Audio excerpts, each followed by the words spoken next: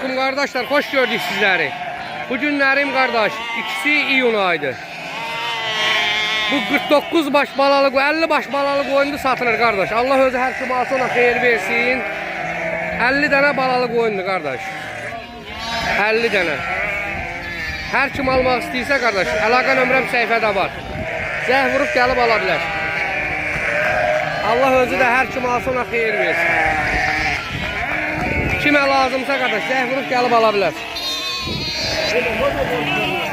İçeride kuzu var ona göre. Heyvanlarımız da budur kardeş.